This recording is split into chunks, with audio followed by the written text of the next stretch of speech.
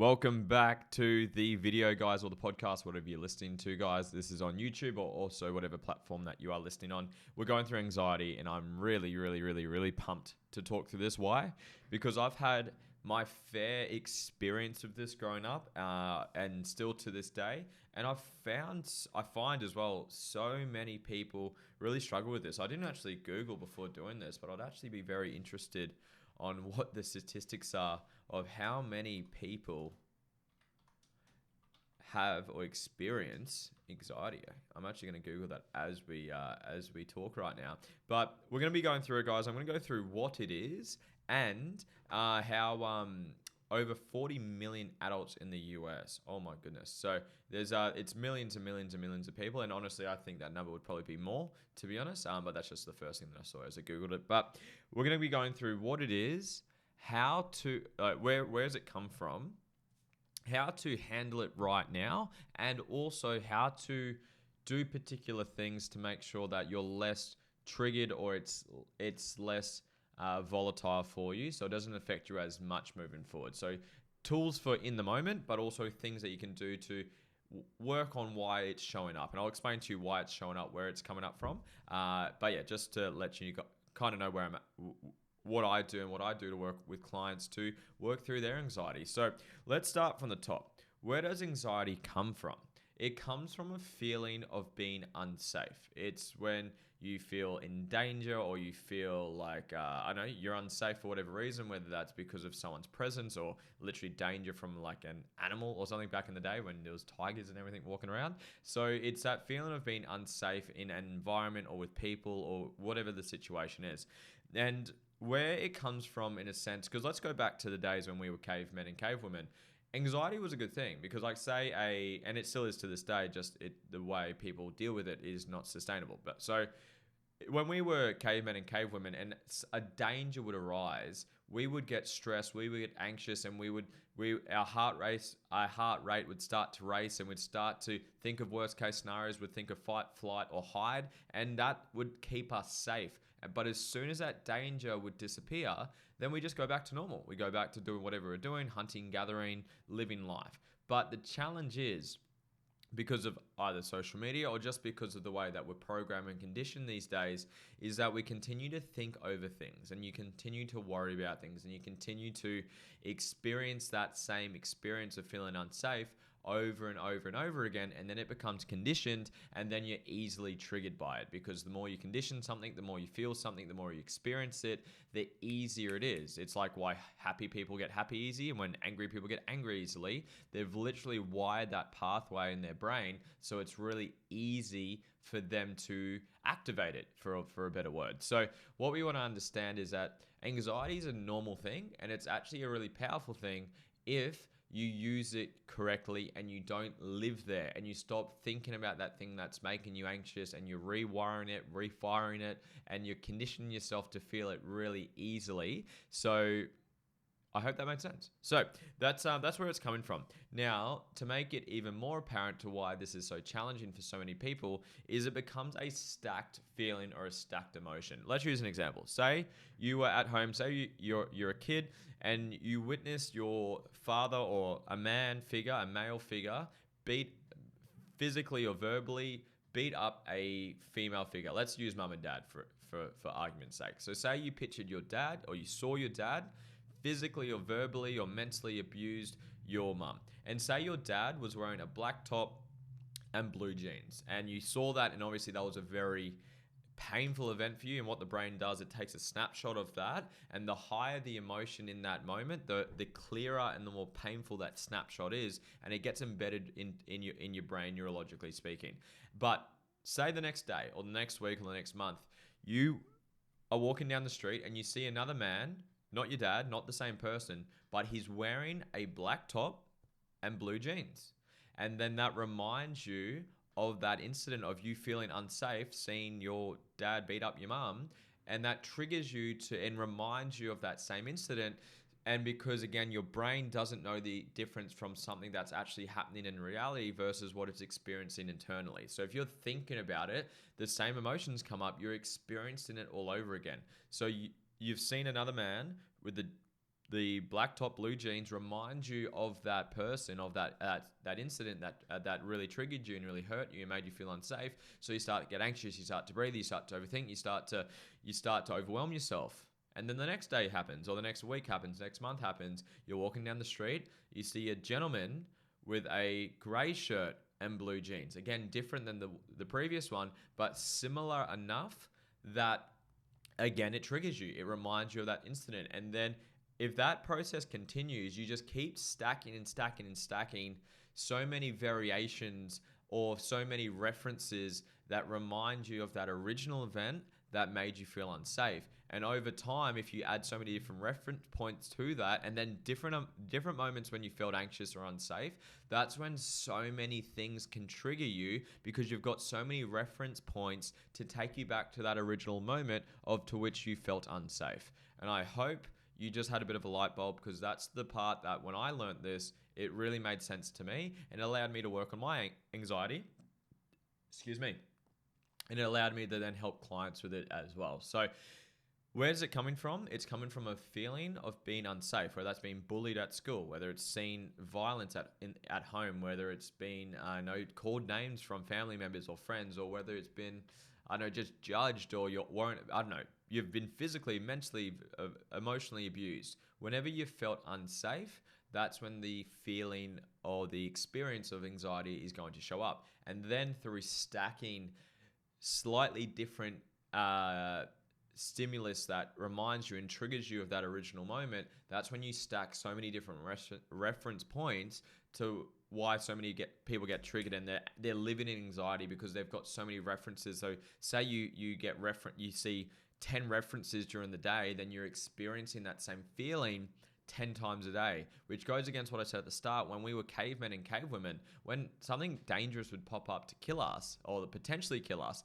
anxiety and stress and all those chemicals and emotions are good, because it gets us to fight, flight, or hide, and it allows us to survive. But as soon as it goes away, then we go back to normal. But now, in the day that we live in, with social media, with people overthinking things so much and being conditioned to it and getting labeled anxiety from doctors, getting put on tablets to fix it, is that you've got so many different stimuluses and references reminding you of it that keeps you living in that place. So I hope that made sense. So what I would love to give you now that you understand where it's coming from, is what can we do to work through that? So firstly, the biggest tool to handle it when it pops up is to regulate your emotions. And I put my hand on heart, I still struggle with this. I had a pretty painful week this week of recording this video, and I had a really painful week business-wise, relationship-wise. I had a couple tough conversations, business-wise and relationship-wise, and I think I've cried like 3, 4, maybe 5 times this week, and that's big for me. Normally it's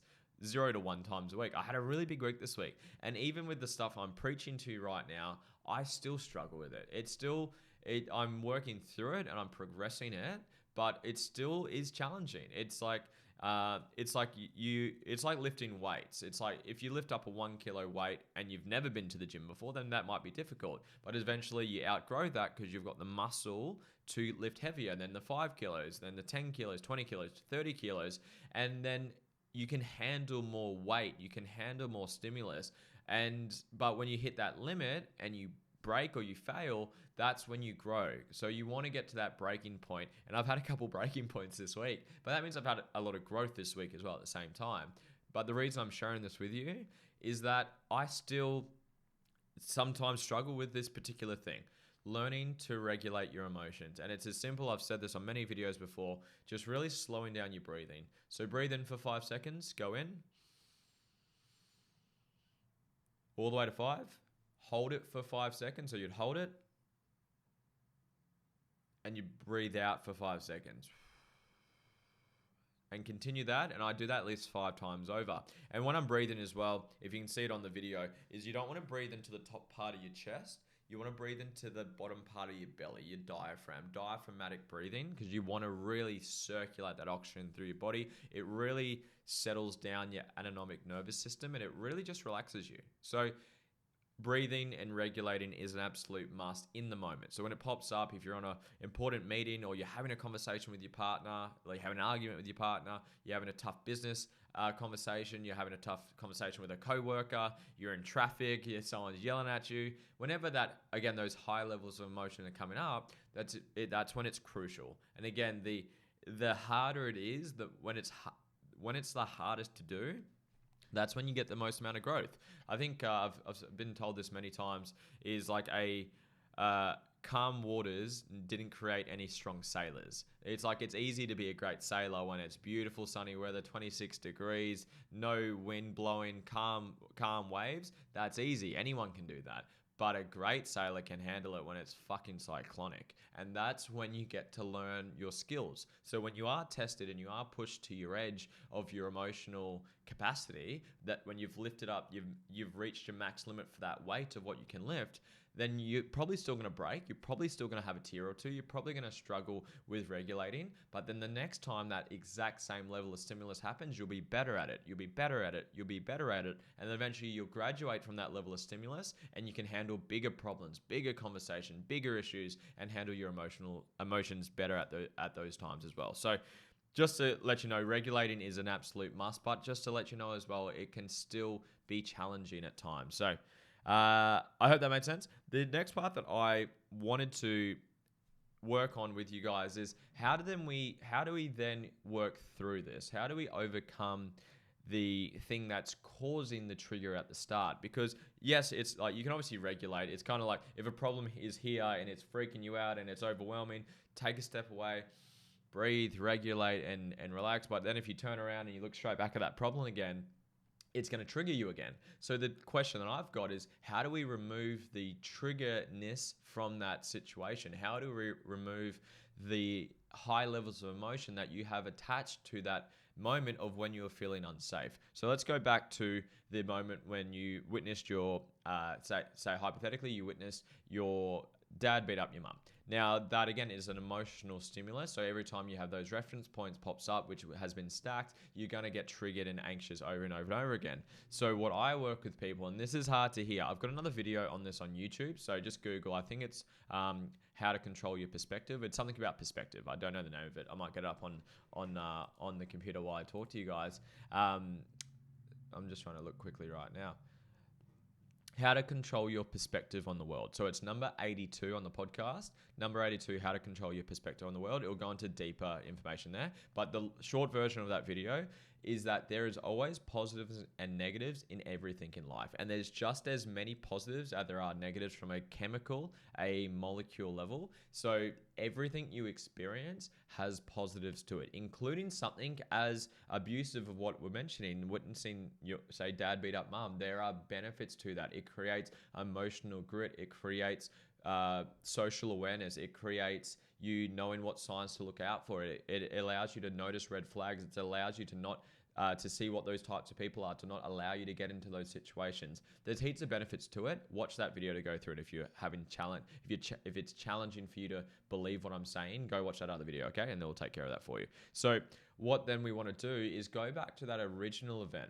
What was that original event of feeling unsafe and feeling anxious, and then balance that out and work on your perception on that, and to see the benefits of it. So then you can see that, oh my God, there was benefits in what happened in that scenario. I can see other angles and I've got now a different perspective on it. And then that will remove the negative charge that is triggering that anxiety in you in all those other reference points. So for example, asking yourself quality questions. How did that situation benefit me? What were the benefits of that situation? How did it make me stronger? How did it make me wiser? How has it developed my emotional strength? How has it shaped me into the man or the woman I am today? And start to ask questions such as that to start to see how has that actually served you? Because I guarantee it, indirectly or directly, that environment or that situation has served you to this day. But unless you're conscious of it, you're not going to see it, and therefore you're going to continue to be triggered by it. So that is what I would work. Again, obviously it's easy to do this one-on-one with people when I work with people, but that's the overall way of doing it, is starting to balance out your perception on the things that are triggering you to start with. So then when those old references then pop up, because you're not emotionally charged towards that original reference or that original event, then anxiety won't pop up. and it won't trigger you as often as it did, or as powerfully as it did. And I guess the last part, it's a very similar angle of what I just said, balancing out that original moment of experience of being unsafe, is actually balance out anxiety as a whole. A lot of people think anxiety is a negative thing. It's not. It has just as many benefits as it does negatives, just like I just said. It's like I was using the survival example back in the day when we were cavemen and women, that it kept us alive. It allowed us to survive and evolve and create the incredible world that we have today. Obviously, heaps of problems in the world right now, but it allowed us to survive and evolve because it allowed us to look for the worst case scenario. I want to share a story with you. So there was one day I was at home and I was just doing some work. I had the house to myself. My partner was out, and I was on YouTube. I was just watching some videos, learning and studying, and for whatever reason, this is during COVID, like during pandemic. I know we're still currently in it at the moment, but it was kind of during like the midst of it. In Australia, Sydney had a 10-week lockdown, and it was towards the end of that. And I jumped on, and on YouTube how it has like the news, like breaking news at the bottom of YouTube every single time. And I was like, you know what? I'm going to watch it. I don't really watch the news, just for FYI. I don't watch it because it's very fear mongering. It's very scare tactic. It's very like fear driven articles, and I'm not into that. I'd rather consume my information in a healthy way. But anyway, so I don't watch the news very often. So I decided to watch it. I said, you know what? I'm going to check out what's going on in this country. So I watched this video, and within literally 5 minutes of watching this video, I was freaking out. I was watching it. Sydney was in a 10-week lockdown. I think they were on week like 7 or 8 from memory.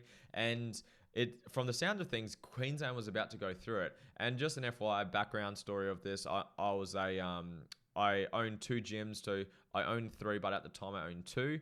And we were struggling to get through COVID. We were losing money. I was really close to shutting the doors. We had just kind of gotten past the initial hit of COVID, and we're starting to come out the other side, starting to break even, starting to make a bit of profit, starting to pay back those debts, and we're starting to move in the right direction.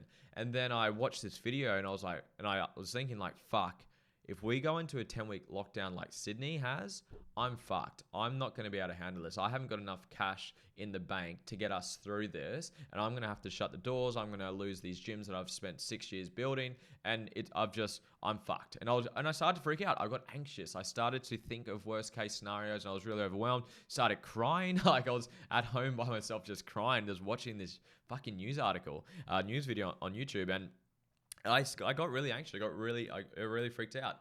And then once I came through, I regulated. Took a while, but I did. I regulated, came back to center. And after I came over that, I said, you know what can I do about this? What is this doing? Is this feedback that I can be better? I can improve. What's the benefit of this? I just thought of the worst case scenarios. Can I come up with contingency plans to prepare in case we go into another lockdown? And that's exactly what I did. I came up with all these contingency plans. If this happens, we'll do this. If this happens, we'll do this. If this happens, we'll do this. And we really got prepared. And ironically, we went into a little shutdown. I think we only went in for like 2 weeks on the Gold Coast with a couple of spreads. But because of that experience of anxiety, the benefits of it is you do think of worst case scenarios, and it gave me consciousness to then go prepare for them by creating contingency plans to make sure I'm ready to handle them if they arise, which they did. So if it wasn't for me being anxious and freaking out and thinking of those worst case scenarios, I wouldn't have had the consciousness I needed to come up with those contingency plans, which actually served us when we actually went into a lockdown. So the reason I'm sharing that story is because I want you to learn and understand that there's nothing wrong with being anxious. There's nothing wrong with it. I still experience it on a weekly basis, sometimes more than others, depending what problems I'm solving or things that I'm dealing with, or how I'm looking after myself, from my food to my sleep to my water to my training. But the reason I'm sharing that again is to just ask you, what are the benefits of anxiety? How is it serving you? Is it making you situationally aware? Are you really hyper aware of your scenarios? So you're really conscious of the environment that you're in? Are you a great planner? Like I know many clients that I've worked with, like if they were to go out to dinner or for a cafe or something, they would literally Google the map of how to get there so they know exactly where they're driving. They would Google the menu so they know exactly what they're ordering. They would have everything planned out. So being anxious makes you a great planner. That's an awesome trait in people. I think people need more of that and having that. That's something that I'm quite strong at. I love planning because I like to know what's coming, because that's just a benefit of it. So because this is the point, the punchline I'm leading to. Whatever you judge in yourself, you will continue to do. So if you think or you perceive that anxiety is negative, guess what? You're going to continue to experience it at a high level. There's nothing wrong with being anxious. There's positives to it and there are negatives to it, but they balance themselves out. But until you remove your judgment on it, of thinking that it's a negative thing, or you're weak for doing it, or you're not good for doing it, then you're going to continue to experience it. Until you see the gratitude in what it is that you're experiencing, you will not experience it in the way that you want to. Listen to that again. If you are not grateful for everything that you currently are receiving, you will never receive it in the way that you want it to be. So being anxious is good. It prepares you for worst case scenarios. It allows you to overthink things in detail, to really think through the details of things. It allows you to be an incredible planner. It allows you to be very conscious of what other people are feeling, because some people that don't treat people like shit or step over people and really hurt people's feelings without even knowing that. So anxiety has benefits. Does it have negatives? Of course it does. But until you remove the judgment that you have on it, you will never work past it. And that's the point that I really want you guys to understand. So learn to not judge it. Think of the benefits of it. And then just ask yourself, great, it served me to this point in my life. Do I want to continue having it at the level that I currently do? Most people say no. So then by removing the charge from that original event that we spoke about, by removing your judgment over anxiety as a whole, and by regulating your emotions, it's going to really serve you and help you work through that. I hope this video helped, guys. I hope you got some value from it. I do put a lot of effort into this video, so I hope you did get some value. If you did, like, comment, and subscribe. And if you can send it to one person, and if you share it on your Instagram, if you could tag me, it's awesome. I like resharing that stuff and seeing that you guys got value from it. Have an incredible day. Thank you for tuning in. I'll see you guys on the next video.